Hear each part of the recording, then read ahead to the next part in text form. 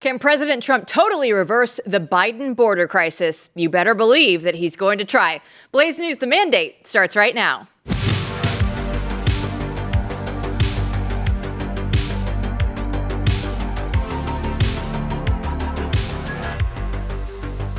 Welcome in, everyone. I'm Jill Savage, joined by Editor-in-Chief Matthew Peterson. Another balmy Texas day here. Wonderful Thursday, rounding into the weekend almost. You're blue. Chris Bedford is very blue today. DC Politics editor. Do you have the blues? I don't know. Oh, no, I feel great. It's been cloudy here all week, barely a hint of sunshine. It is perfect Scottish weather. Well, there is some perfect things that are happening right now in the country. One of those things is immigration, you guys, because for the first time in 60 years, America's immigration population is shrinking. Of course, it's happening under Donald Trump. If we take a look at some of the numbers, we see from the Pew Research graphic, the unauthorized immigrant population from 1990 to 2023. You can see, okay, of course, it's going up, up, up. We get to even after 9/11, the numbers don't go down, which is a bit surprising. But then we just kind of, hit a steady plateau. Now, this graph, I will tell you, stops in 2023, you guys. So we don't actually get the visual satisfaction of watching the graph just have that downturn. But Matt, how significant is this right now? I mean, it's everything. I mean, this is at the heart of why Donald Trump was reelected president, is to stop the invasion by millions of people who are being invited by powerful people to retain power in America. So this is the tipping point. He's actually stopped the bleeding and started to reverse the trend. This is what everyone voted for, and certainly what I voted for. And so that's remarkable, right? And he's actually doing the job. And we've seen 1.5 million people leave on their own, Chris, since January. The total immigration numbers, by the way, legal and illegal, got up to 53 million people, which is just an insane amount. And so what are we going to actually need to see done to see these numbers continue to improve? Well, ICE has been ramping up its enforcement efforts, and it finally got its money just a few weeks ago. The funds were finally released for them to get the agents they need, for them to get the beds they need, for them to get the equipment that they need. But now it's basically turning on, and they've been turning on an organization that has essentially been off for 4 straight years and kind of retraining it and retreading it to be able to do the job that needs to be done. So previously, a lot of American presidents do a lot of bluster. They do a lot of talk. They say that this is the law. And for years, the Department of State has broadcast in Central and South America that the United States is not a place for you to come. But now it's actually believable. Now it's actually being backed up by force. Now when you get offered a couple $100 to accept a flight home, you know that the alternative is not staying here. The alternative is how long it's going to take before you get arrested, because the arrests are happening.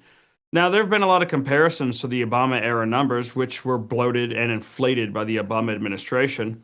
But those numbers, look for them to increase. If this administration is serious about it, and by all accounts they certainly seem to be, and if the American people continue to support it, and by all accounts they certainly do, then these numbers are going to continue to rise. The self-deportations are going to continue to rise. Now, it's portrayed by the Democrats as being just a bunch of families here that have roots and all these different things, but that's just not the case. Huge numbers of people are young single men, military-age single men, who very easily could pick up and actually survive and do well and wouldn't mind getting their flight paid for on a couple $100 and not being deported, handcuffed to El Salvador. So this strategy is working. The comms effort is working. The coverage, both shrill from the left and more positive from the American right, is working. But you're going to need to see an uptick in arrests, continued uptick in deportations for these numbers to really start to have a lasting impact. And they need to start happening in sanctuary cities, because we see Boston's mayor, Michelle Wu, she's vowing not to comply with Pam Bondi's federal immigration law. Watch. Here is our response. Stop attacking our cities to hide your administration's failures. Yeah. Unlike the Trump administration, Boston follows the law. We mayors said this in D.C. nearly 6 months ago, and I'll say it again today. You are wrong on the law, and you are wrong on safety. And we are picking up the pieces of your failures to deliver on your promises. Can't wait till she goes out and gets ratioed again. I feel like every time she has a video, things don't go well. But Matt, she's trying to go out there and say, "Oh, they're following the law out there in Boston." I don't think those words mean what you think they mean. Here's where things get interesting, right? Because she's going to double down on behalf of her constituents and the coalition of groups that run her party, and this is going to happen all over the country, I think, and we're going to see who wins because the Trump administration has made very clear, and this was what the California stuff was all about, right? The protests and everything else. They don't care where you are, and if you are a sanctuary city, they're going to come after you. And there's 1,000 ways that they could do this, by the way. So I think that is a fight that's going to unfold. We're going to see more of this, but we're also going to see some responses. And I think if these cities continue to F around, as they say, they will find out. Well, what are we going to see, Chris? What do we have in our crystal ball future if these sanctuary cities, if they keep going through and trying to act like Michelle Wu is trying to act, what do we think is going to come down the pipeline for them? The Trump administration has been looking at the toolbox that was used to force states to take on a 21 plus drinking age. Remember when states raised the age where it initially was from 18 to 19, there was a fairly precipitous drop in alcohol-related driving deaths. And that's probably because high schoolers who are seniors are no longer able to buy it for their fellow high schoolers. Then they started to raise the age to 20, and there was no change.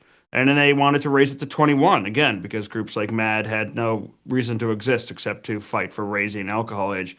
And when states resisted, which a large number of them did, the federal government held up highway funding. That's the main way. Boston is a city that is filled with highways. It's the Big Dig put most of them underground, but they need that federal highway funding. Those are some of the tens of tools that federal governments have proven they have the legal ability to use in order to get local governances to actually enforce their federal law or to cooperate on federal law. I don't know what the heck Michelle Wu is talking about with she knows the law. And the administration doesn't. I think she might find out the hard way that there are plenty of tools, in addition to ICE flooding into Boston regardless, especially now that they have the funds to be able to hold people. And there are plenty of police stations outside of Boston that are willing to actually work with them because the crimes and the illegal gangs and other things that Boston does allow in certain neighborhoods leak into these other areas that have less resources to actually be able to combat them. So they're willing to work with federal law enforcement. And those are the sorts of things you're going to start to see. Now, not that I fully trust these numbers, but not because I don't trust what's on my screen, but because I don't trust how we count, illegal immigrants. But let's not sleep on the red states either, Chris, right? Because if number one is California, okay, everyone knows. Number 2 and 3 in terms of the amount of legal immigrants there are Texas and Florida. And then, you go to New York.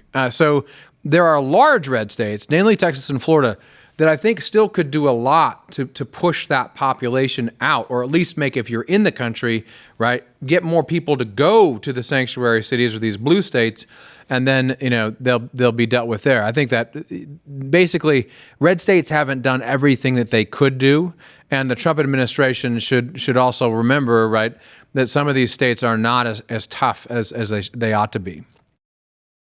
No, the red states are never as red as blue states are blue. They're always get along, go along. It's really been surprising to see Texas's GOP actually grow a backbone and be willing to fight the Democrats as hard as they have, most recently on redistricting, because usually they treat them as a governing coalition, which is something you do not see Republicans getting when they're in Massachusetts or Republicans getting in California. That's the way that they've largely acted.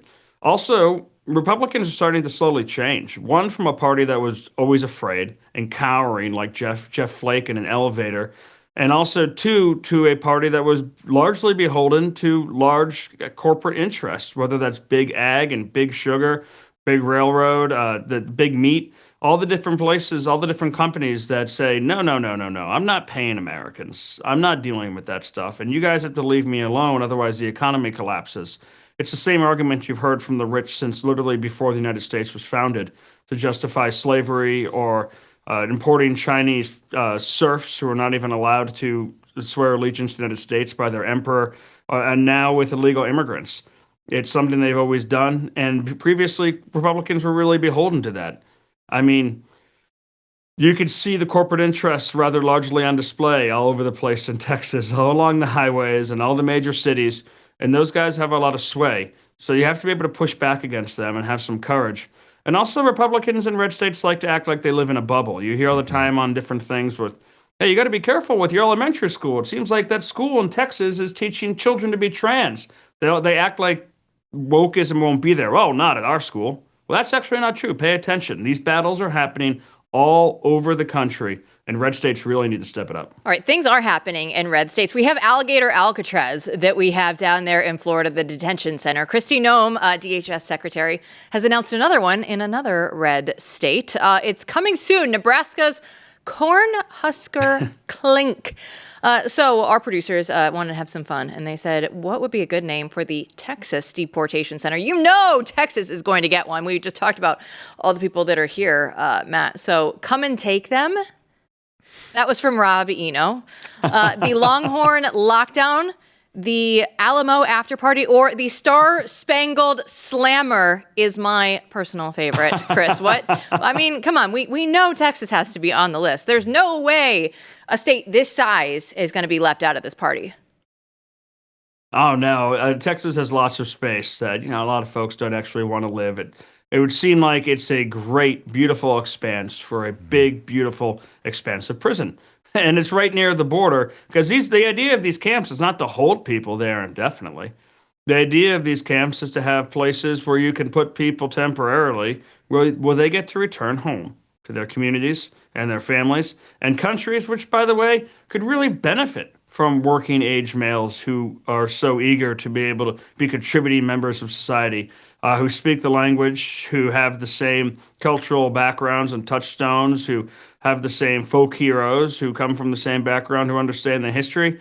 It seems like they could be doing a lot of good out there. So maybe just do a quick, short little stop off with the alligators or the Cornhuskers or with the Longhorns, and then back home.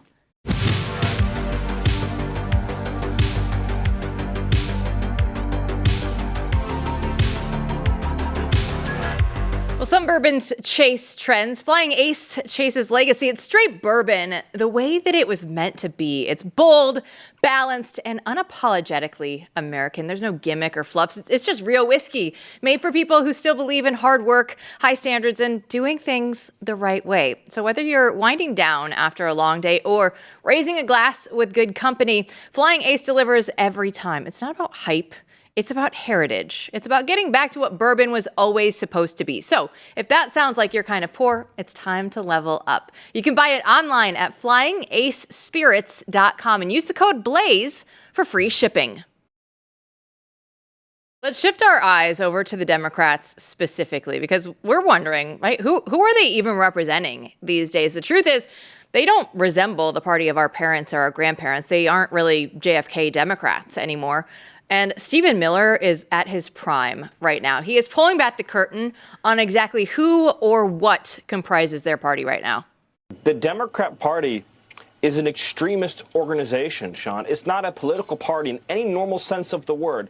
A political party represents Americans. It represents law-abiding citizens. All you see all day long are crazy Democrats screeching on TV on behalf of foreign terrorists, hardened criminals, and violent illegal aliens. A political party exclusively dedicated to protecting terrorists, criminals, gangbangers, and murderers. That's what they become. Now that is how you message, right? We always say the Republicans have a problem messaging. Stephen Miller is going out there doing the Lord's work. But Chris, I feel like this goes back to our conversation just from earlier this week, the vibe shift, everything that's happening right now with the Democrats. Yeah, the Democrats haven't found their footing at all. I mean, right now they're extremely excited that Gavin Newsom's gaining social media followers from his extremely cringeworthy, and because it's just not funny. Democrats aren't good at parodying Donald Trump. Lots of people are good at doing parodies of Donald Trump. He is someone who is ripe for it. He's a larger-than-life personality. But Democrats don't understand the humor. They don't get it. That's why they fall for fake stories about him all the time. That's why their parodies aren't good, and that's what you're seeing from Gavin Newsom's account. The left can't meme. I mean, and that's the only thing that they're cheering that. And the whole top of Politico's morning newsletter yesterday was dedicated to this awesome new account. And look how funny it is. It's not funny. But, you know, when you don't have anything else to talk about, or when you're sitting there defending MS-13, or when you're flying to El Salvador, you kind of are saying that quiet part out loud about who you think your constituents really are, and definitely what they care about. It's putting them in a pretty tough bind. I've got a piece coming out with the Beltway Brief tomorrow that shows that it's not just bad mojo in public. The numbers really are coming in, whether it's fundraising or voter registration, and they're abysmal for Democrats. Yeah, in the New York Times, you know things are bad when they actually have to go out there and admit that the Democrat Party faces a voter registration crisis. We have that image. The party is bleeding support beyond the ballot box, a new analysis shows, and they go through and say that Donald Trump broke the Democratic Party. Yeah, I mean, this is not a joke at this point. This is not. This is a political reality that's dawning on Democrats everywhere, and it's very interesting to watch them move forward and try to flounder around. Really, at this point, and it's very interesting to see where they go. If you look back at the Clintons, I think Chris and I have pointed this out before on the show. They were a move away from the left a long time ago, and Bill Clinton, back in the day, now sounds like a Republican. Are they going to do that again? None of us can see it happening, but they are, being destroyed in real time. I don't see any other way to talk about it. Bedford, how do they even come back to reality at this point? Is there any way for them to actually go through and turn things around? There are tons of ways that they could, theoretically, but the two things that are keeping them from doing so are Donald Trump and mainly their own base, which has screamed and yelled at anyone any Democrat who's tried to say maybe this is suicidal. I think they're going to need to take some more time in the woodshed before they're able to come back, because their own base just refuses to let them do anything differently. They're like the abusive white mother that sends her little boy to school in a dress and says, "You're a girl now because daddy left." It's a really awful thing that's going on. And the politicians are in straitjackets, or dresses in this case, where there's really nothing they can do without losing primaries or being kicked out or having screeching Democrats in front of their residents that will allow them to appeal to voters in any kind of a way. I mean, Generation Z, which is voters in their mid-20s and under, is in line right now to be the most Republican generation since the Great Depression. These are the young people, especially amongst the men. And that's a really terrible sign for Democrats for the future. Yeah, I mean, I can't wait to, and this is too delicious, right? It's too good to believe. I can't wait to see what happens, because I would love to see that break. I mean, you're going to have to see a break if they're going to win. Otherwise, they're just going to keep going, down this line. But we haven't seen that happen in a very long time. It's impossible to imagine, and it seems like it actually snaps the party. All that being said, though, right, both of us, I think we'd all agree that there's still a lot of danger out there. Things can change fast in politics, and this is still a seriously divided nation. But so far, so good. Bedford, great stuff as always. Thanks so much. Thank you. See you later. Don't go anywhere. When we come back, we will be getting into the Biden autopen, the latest with Mike Howell, next.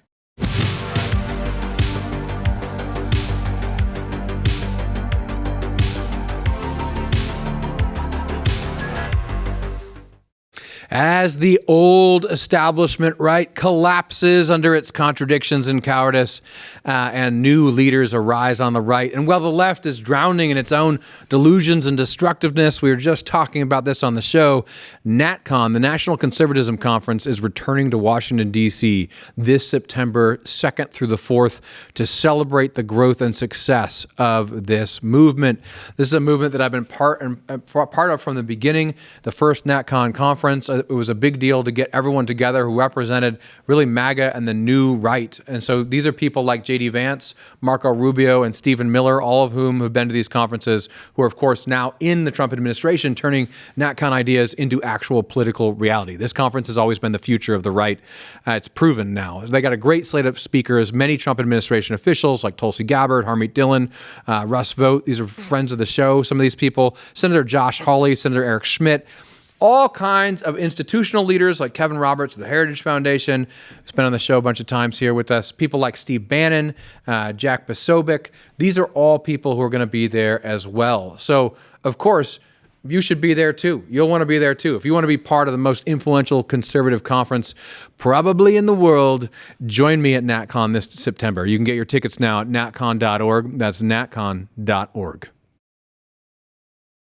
We've got brand new evidence showing the Biden administration knew that its autopen pardons were legally flawed, and its own DOJ lawyers even sounded the alarm. At the same time, a New York appeals court just threw out Tish James's massive $500 million penalty against Donald Trump, setting up for another showdown in the courts. So joining us now with all the receipts is Mike Howell. He's the president of the Oversight Project. So Mike, thanks so much for joining us. First of all, I feel bad if we're butting in here on your vacation. Like, is the Federalist Papers at least close by right now? No. It's vacation, but it's business. We're about, a couple miles from where Joe Biden fell off his bike a few summers ago. So I come here every year to pay homage to gravity. I absolutely love that. So let's go ahead and get to Joe Biden. Let's get to the autopen. Tell us about the internal emails that you guys have been able to obtain from the DOJ. Yeah, so I'm a little biased here, of course, but this is a big one. It is the first written black and white evidence of disagreement in the senior-most levels of the Biden camp as they're related to the autopen pardon spree. A lot of our critics along the way, of course, initially the New York Times said it was a conspiracy theory. And then later, just a month ago, they had Joe Biden interviewed for a while where he talked about his commutations and pardons at the last minute of what he called nonviolent drug offenders. Well, we got an email, much in the thanks to Ed Martin, who is a real superstar for this. But the email is the day after those 2,500 commutations went out. And it is from the DOJ on a Saturday morning. Bradley Weinsheimer is his name, the top career official, Merrick Garland's favorite person at DOJ. And he goes off on Saturday morning, outlining all the reasons why these are not enforceable commutations. They make no sense. They need further direction from the White House. Read between the lines there, from the president and not an autopen. And moreover, that the actual interpretation of the very vague thing that Biden allegedly announced would apply to, guess what, a lot of violent criminals, and that it did. And so in Biden's grand, commutation of 2,500 plus, caught up in there were people who shot cops, who killed witnesses, who were kingpins that are now back on the streets for the most part. Silver lining, some of them are still in federal prison because he shortened their sentences, but there's still some are serving it out. Trump could refuse to release them. This is good news. The good news, though, in terms of getting to the truth of these things, but it also the story never stops to amaze me, because you do have to sit back every once in a while and put yourself and just go, so we really did have, probably as bad or worse of case of any time in American history, a president who was dysfunctional sitting there in that office with these clowns around him. What's the temperature like now? Do you think, you've been on the show talking about the fact that these people, maybe the DOJ wasn't working as fast as they should be on some of these matters. And, you wanted to see more action from the administration. There's a lot of busy people doing a lot of different things. But where are we at now? Same?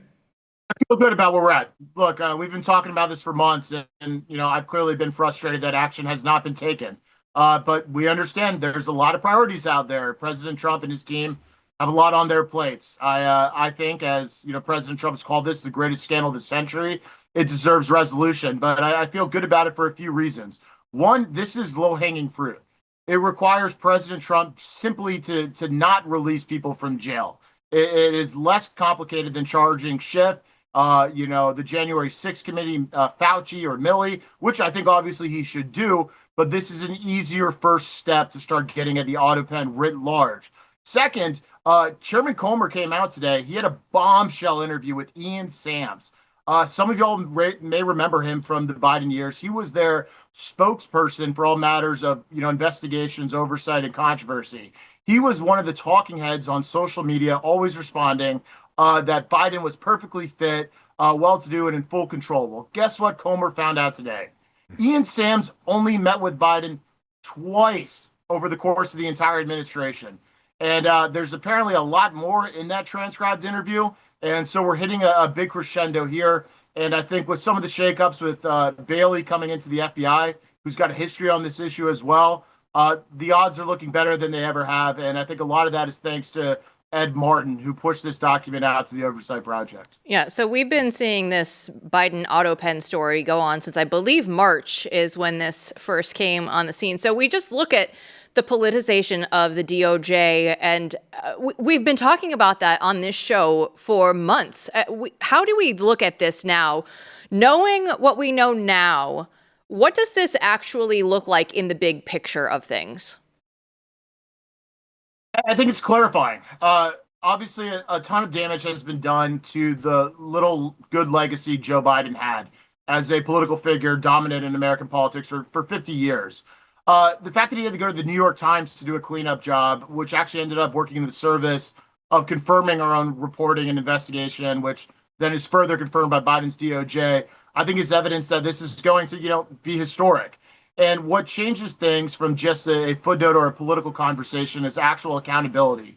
But with the news that has come out with this email, it is no longer a right-wing, left-wing thing at all. You don't need to agree with the Oversight Project or Blaze and the mandate. You can agree with Biden's own Department of Justice that this was wrong. And so I think with that wind in our sails, we can, change not only the course of history's reckoning with it, but the actual practical legal fortunes for a lot of these people who shouldn't be out on the streets. And then furthermore, which has always been my objective and the objective of this investigation, get the administrative state absolutely back into its little box or completely destroyed. You cannot have a government run by autopen. We have a constitutional republic which vests that power in a president. That is how this country should operate, and that's what the autopen investigation is ultimately about and why we care so deeply about it. Mike, what about Congress and all this? I mean, is there anything Congress should be doing, now to assist, moving the conjunction with your efforts? And is there anything Congress should do to ensure that this crap never happens again? Yeah, absolutely. So I think Chairman Comer's doing a great job. He's one guy, but he doesn't have a gun. He doesn't have a badge. He can't lock people up. What he can do is produce evidence that prods DOJ and the Trump administration into acting. And so separate and apart from the investigative function, one thing that the Senate zeroed in on when Theo Wold from the Oversight Project's board testified was exactly what could the legislative fix be. And it's actually pretty simple because the 25th Amendment is what we're talking about. What happens when you have an incapacitated president? And what should happen, according to the 25th Amendment, is that the VP and cabinet take a vote. And a majority vote prevails, they alert the Congress, and the rest kicks in to get a new president. But that process also envisions any other body that Congress may deem necessary.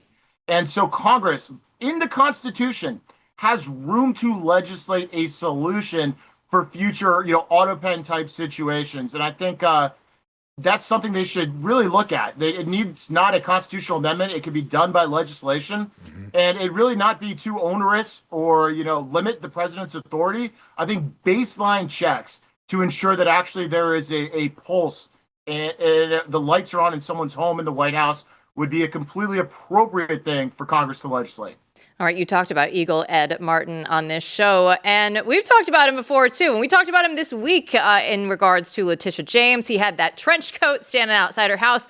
Now we get the actual action coming through. Trump's massive $500 million civil fraud fine has been thrown out by the New York Appeals Court. Now, I'm sure, Mike, that this is not going to be the end of it. They're not just going to sit down and take this. But at least for right now, $500 million is a little too egregious, even for a New York appeals court. Yeah, that's absolutely right. And I was thrilled to, briefly scroll through the decision and see that they basically agreed with the Eighth Amendment claim of, excessive fines and punishment. Because what can be more clear than $500,000 fine that was essentially a campaign attack through the court system? And so they got to the core nub of this, of the constitutional abuse. They didn't throw this out on some legal technicality. It was massive red flag that this was the weaponization that we called it at the time, and not only in violation of New York laws, procedures, and just values and ethics, but a flagrant violation of the Constitution. And so that's great. And President Trump's legal team has defended these things exceptionally well. But now we're on the offense, and Eagle Ed Martin is soaring over there. If you think about the real targets, setting aside Epstein for a moment, Letitia James, mortgage fraud; Adam Schiff, mortgage fraud; the autopen.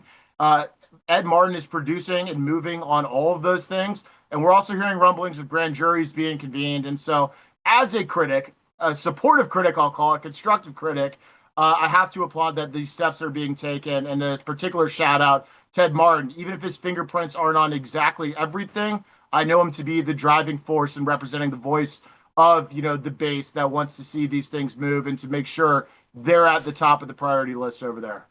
Yeah, we can't. It's so true. You can't praise the people who are actually doing things and pushing the agenda forward and actually trying to implement the mandate enough. And we really should do more of that, on our side. But kudos to Ed Martin for sure. But since you are the grumpy pusher of the administration sometimes, which we love, because that's what we're here for it. You are.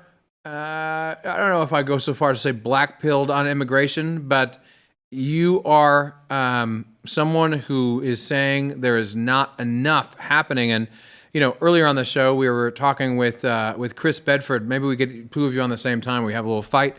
But, Chris was going through some of the great achievements of this administration, reaching the tipping point, right, and reversing the trend of illegal immigration into this country. But what do you say?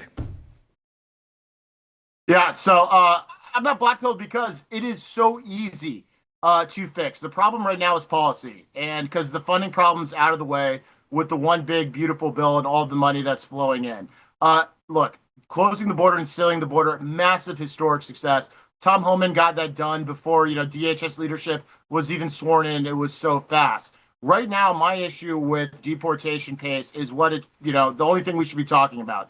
The numbers. And as I've long said, I want commas in those numbers and, to be well over 1 million per year, which is what the promise was, the mandate, when President Trump continually hearkened back to the Eisenhower program and in Agenda 47 said the largest deportation effort ever. And so, look, this administration gets pressure from the left every day. And by that, I mean even Republicans on the left saying you're going too far. And so what I'm trying to do, and others who think the same way, are saying, no, we agree with what you said you were going to do. And we want to give you guys the wind behind your sails to go and do that. But that means getting the numbers up. And now here is the isolated problem. The one thing that is preventing us and the royal, the administration and states and Congress and even, the Trump administration. It is the prioritization, the focus on quality, we'll say, over quantity. For communication purposes, this administration has really leaned in a defensive nature to rolling and deporting criminal illegal aliens. Well, the truth of it is there aren't that many criminal illegal aliens, probably only 400,000, 500,000. So even if you got rid of all of them, you're not anywhere close to mass deportations. And so I would love to see the administration just, get rid of the naysayers, the detractors, and not care about the CNN headlines saying you can't deport someone unless they've committed a crime. And with that one little policy switch, which I think is coming, by the way, now that the money's there, the numbers can skyrocket. So I'm not black-pilled. I'm drinking hopium because I just know it's so easy to do if you just get rid of that one, cap on it. I mean, the Cornhusker Clink, it's a great name. 280 beds isn't really doing it for you, though, I don't think, Mike. When you look at that, I want commas in these numbers. That is the best way to say this. Now, in the time that we have left with you, I have an issue, Mike. And I scroll through Twitter. You know that I'm looking to see what Mike Howell is up to before he comes on the show. I don't know. I think you're baiting me with this post. You were saying dropping docs and rocking Crocs. Oversight is not a hobby, it's a lifestyle. And he said by any time that anybody else has been finished tying their shoes, Howell is halfway through finishing the first page of doc reviews. And then you post this picture of your gray Crocs with your gray slacks, and you just expect me not to say anything. Like you put that out on the internet for a reason, Mike. It's a form of clickbait. It's called rage bait. That's what he was doing, is rage baiting some of you. I saw it yesterday, and I had to wait for the show. I said, do not engage online. Wait for the show. Hey, sometimes you get those juicy documents that come in. You put your Crocs into sport mode, and you get to reviewing. There's not enough time to tie your shoes. We're talking 30 seconds there. That could be spent on Oversight. That's how we roll. Mike, unabashed. He doesn't care. I have so many other questions. Are the Crocs only because you're in vacation mode? Is that why? Or is this like a normal daily thing? Yeah, I'm not going to lie to you. I'm a transparent guy. I believe in transparency, so I got to be honest here. I enjoyed the Crocs, the flexibility, the hard plastic, the snuggly feel to it. You can wear them to the store. You can wear them inside. A very versatile shoe. It's one of the benefits of modern, frankly, technology in the shoe industry. So we have to remind our audience, and you, if you don't know, that O.W. Root needs to call his office. Our occasional fashion writer, he writes for the site now. He's been on the show. He wrote an article about Crocs, and he took the other position, Mike. He was against them, and when he did that, the comments went almost fully divided between 50-50. People who said yes, he's right, and people who said, screw you, I like my Crocs. Yeah, well, you know what? If he wants to drop breaking investigations every day with his own shoes, he can go ahead and do that. But don't knock the fashion unless you're dropping the dots. We're rocking the Crocs and dropping the dots. So you got to walk the walk to talk the talk. I'm gonna start a fund. We're gonna get them loafers. They're not gonna have laces. It's just gonna be a shoe with no laces that you can just easily put on. Mike Howell, we do appreciate you dropping the docs. We always appreciate you coming on the show to talk about it, but I don't know if I can support rocking the Crocs. Well, we'll get you a pair. We'll see if we can change your mind. They really, we'll get you the gimballs you put on it that little kids have. Yeah, you can save your money, Mike. Thanks so much. We'll catch you next time. I'll see you guys. Don't go anywhere. We will be back to wrap up the show right after this. The deep state, Tulsi Gabbard, is once again making waves. We'll get into it next.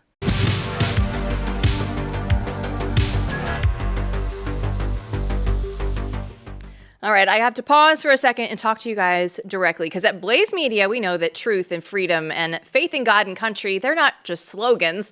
They're values that we live by every single day. And now we want to give you something to carry into your week that keeps you grounded in those values. So starting this Sunday, we're launching a brand new series called Sunday Revival. So every Sunday morning on Blaze TV, you're going to get inspiring messages from voices like Pastor Jack Graham of Prestonwood Baptist, Pastor Alan Jackson of World Outreach Church, and many, many more. So no matter how chaotic the world feels, and we know that it does, Sunday Revival is here to help you grow in your faith and stay rooted in God's Word and start your week with purpose. So join us this Sunday on Blaze TV, and let's begin the week together with inspiration and strength and faith. Tulsi Gabbard is continuing to dismantle the deep state. She put the swamp on notice by announcing a dramatic overhaul of ODNI. ODNI is more than doubled in size. It is bloated with bureaucracy.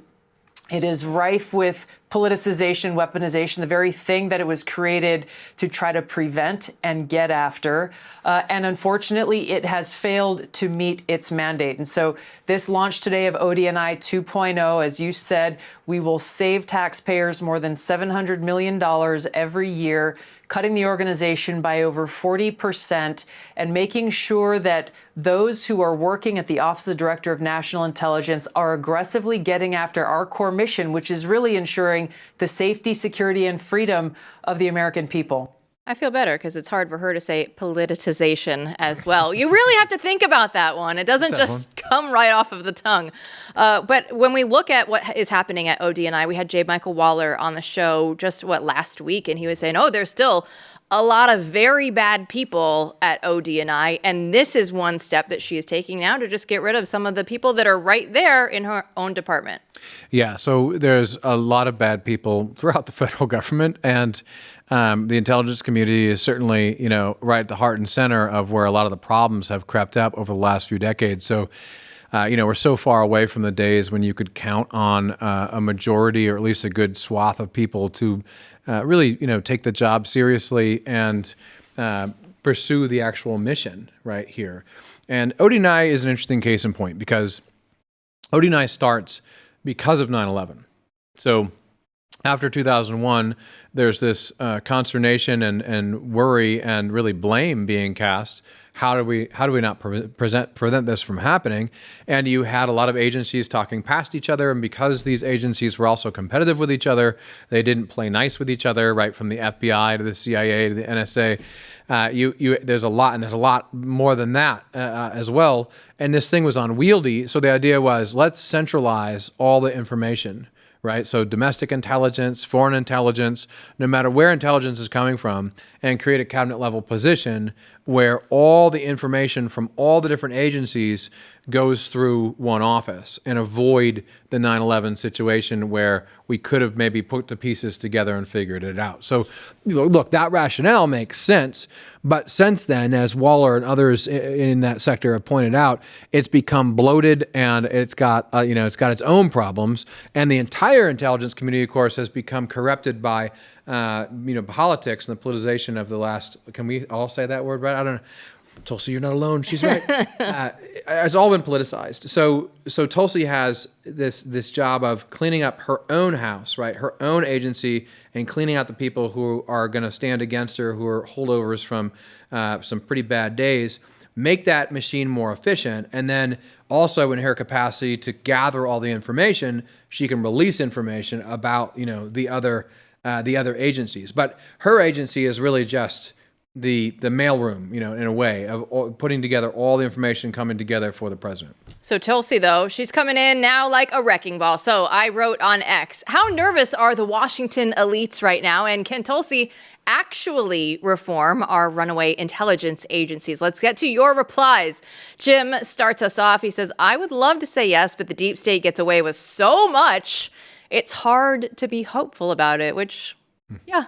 It is hard. It's hard to be a serious contender in this.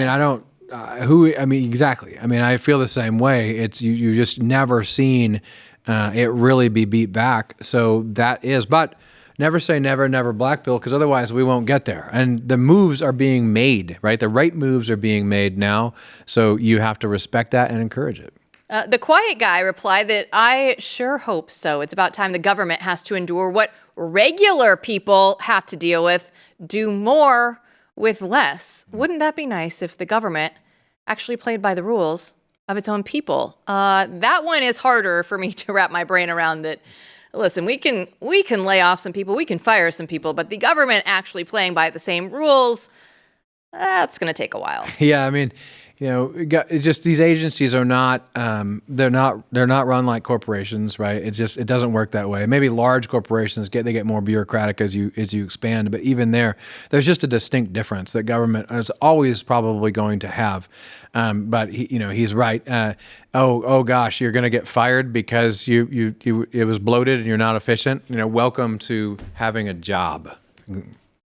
Lissa is going to finish this one out with one of my favorite replies of all time. DC elites are more nervous than Nancy Pelosi's plastic surgeon. Not much they can do about the situation, and the outcome is going to be very bad for them, no matter what. Lawyer up, commies. Tulsi's white suit is coming out again soon, and she means business. Even wearing the white blouse today. Didn't plan that, but, Tulsi, she means business. Oh yeah, this is Lisa. Is that her name? This is good stuff, and I think that's what Tulsi's all about. Now she can't do everything. She can't prosecute people, right? She can't. But she's doing her job by getting her own house in order, making that department more efficient, and then actually providing this information from across the deep state to the proper authorities. So that's Nancy a good thing. Pelosi's plastic surgeon, Nancy Pelosi's hairdresser during COVID. She could not go even just a few months without getting her hair done. She had to be looking good at all times. But when we do look at what Tulsi Gabbard is doing, we talked about immigration on the show. There are moments where we can go, okay, we are moving forward with things, even if the immigration numbers don't have a comma in them like Mike Howell wants. And hey, we're all for that here, right? Like up those numbers. It is fun just to see like the alligator Alcatraz that's going through, the Cornhusker clink, which by the way, if you want to pretend that Nebraska has more corn than Iowa, you can pretend that in your mind. You know what they have? They have a lot more free space because nobody has any business doing anything in Nebraska. Sorry if you're there. I still love you. But we are making progress little by little. And I think it is important to just keep that in mind when all the bad headlines keep coming down every day. Yeah, it's the old Reagan trust but verify quote, right? You still have to verify that we're actually going to do these things, but we're moving in the right direction. So immigration is probably the central case in point where really both, and I don't like to say this, I like to make people clash, but really both Chris Bedford and Mike Howell on the show today are correct. There's incredible strides made. This is exactly what you'd want to see. You stopped the bleeding. They're not coming in anymore. Now you got to start to deport, and we need to see more self-deportations. And Howell's right that eventually you're going to have to deport more people than just criminal, illegal aliens. I mean, they're all criminal in a way, right? You got to get rid of all illegals. You can't just go after the ones who've committed the most egregious crimes, and you need to keep the momentum going so that people just start leaving and make it uncomfortable for them to be here. But that being said, you're not seeing anything that is an obstacle, to this agenda. You're seeing it move forward, so that's great, and you see that everywhere. But again, it's like with Tulsi. What Tulsi's doing is incredible. Someone is going to have to make sure those grand juries happen, right? And these people are actually prosecuted, and we haven't seen that yet. But it looks like it's moving in that direction. So, this kind of cautious optimism. You need people yelling and screaming like, why haven't we done this yet? Pushing. Make sure anyone who's in there who's not doing the job well, we don't have time for that. Get them the hell out. Find someone else who can. All hands on deck. But it's moving forward. The momentum is good. We are pushing forward. We are trying to take our country back. We are moving in a direction that we actually want to live in. And that is what all is in Frontier Magazine that you have with the last minute that Frontier we have Magazine. here. What are we talking about? Everybody Frontier is so excited for this. The reviews that we get for this are absolutely incredible. Peter Giedel, who is in charge of all of this, has gotten some of the best compliments that I've heard. Not only just the images, but the articles. Everything about this magazine is really resonating with people. Like, if you know, you know.